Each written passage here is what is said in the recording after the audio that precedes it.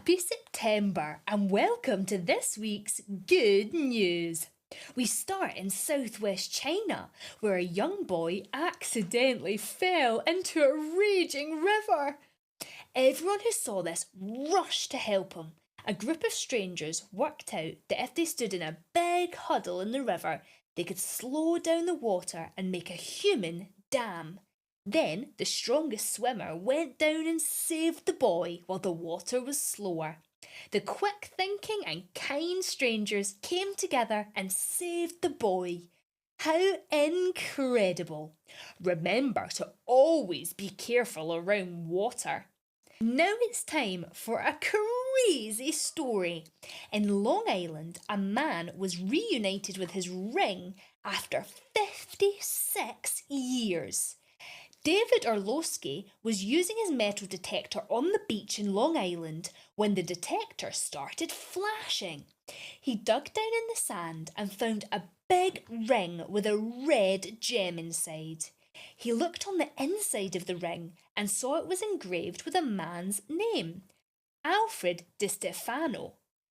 David started to look for Alfred and eventually found him.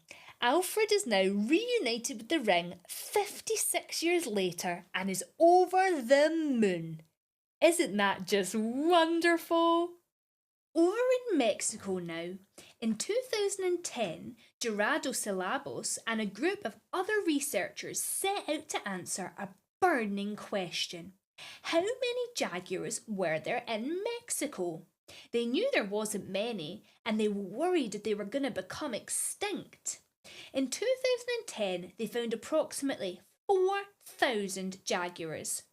Fast forward in time, and now the group's latest census found that there are 5,326 jaguars in Mexico, a 30% increase compared with 2010.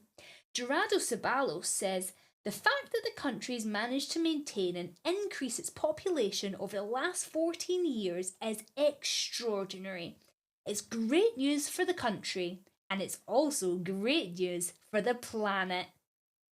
Finally, New Zealand has a population of 5.3 million people, meaning 5.3 million people live there. But this week, New Zealand woke up to a new population number, 695 billion. The New Zealand government has changed the population number to include its wildlife. The new figure raises awareness of the biodiversity that's alive in New Zealand and gets people thinking differently about nature.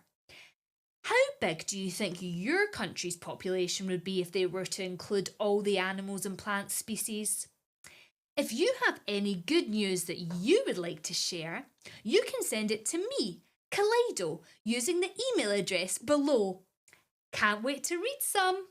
Anyway, I will see you next week for some more good news.